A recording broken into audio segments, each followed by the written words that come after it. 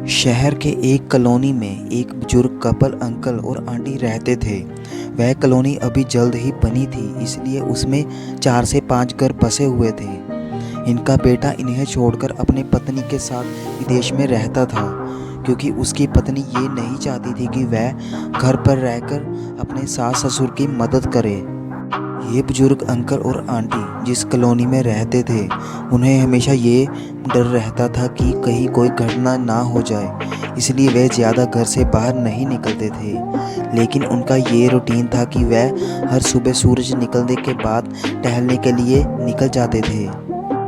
एक दिन दोनों रोज की तरह ही सुबह को टहलने निकले थे। उन्होंने देखा कि एक लड़का तेजी से साइकिल चलाता हुआ जा रहा है और उस साइकिल के पीछे एक फावड़ा बांधा हुआ था। लेकिन उन्होंने ज़्यादा ध्यान नहीं दिया और चलते रहे। दूसरे दिन उसी समय फिर से वह लड़का दिखा और उसी तरह तेजी से साइकिल चलाता जा रहा था। इसी तरह तीसरे और चौथे दिन भी वह लड़का दिखा। 5वें दिन आंटी जी ने अंकल जी से पूछा कि ये लड़का हर रोज़ सुबह इसी टाइम तेज़ी से साइकिल चलाते हुए जाता है। मुझे लगता है कि कुछ गड़बड़ है। कहीं ये लड़का कोई गलत काम करने को तो नहीं जा रहा है। लेकिन अंकल जी ने मना कर दिया कि जा रहा होगा कहीं हमसे क्या। परंतु आंटी जी बोली, हमको देखना चाहिए कि हमारे कॉलोनी में कोई गड़बड़ तो नहीं।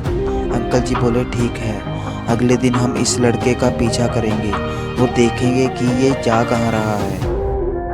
अगले दिन सुबह को फिर वो लड़का तेजी से साइकिल चलाता निकला। उनके पीछे अंकल और आंटी जी भी गए। उन्होंने देखा कि थोड़ी दूर जाने के बाद ये लड़का एक पेड़ के पास साइकिल खड़ी कर दी। उसी पेड़ के पास थोड़ी सी खाली ज़मीन पड़ी थी और उसे वो खोदने लगा।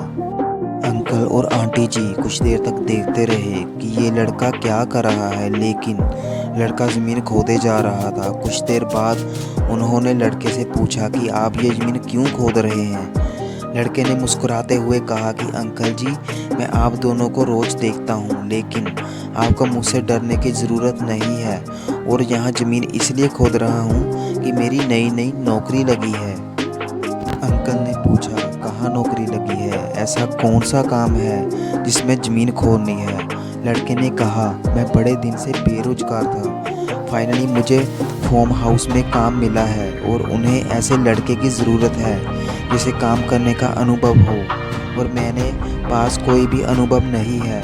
इसलिए मैं रोज़ यहाँ फावड़ा लेकर आता हूँ और ज़मीन खोदने की प्रैक्टिस करता हूँ, ताकि जैसे ही नौकरी पर काम शुरू हो उसमें हमें निकाल ना दिया जाए। इसलिए रोज़ाना मेहनत कर रहा हूँ, कोशिश कर रहा हूँ।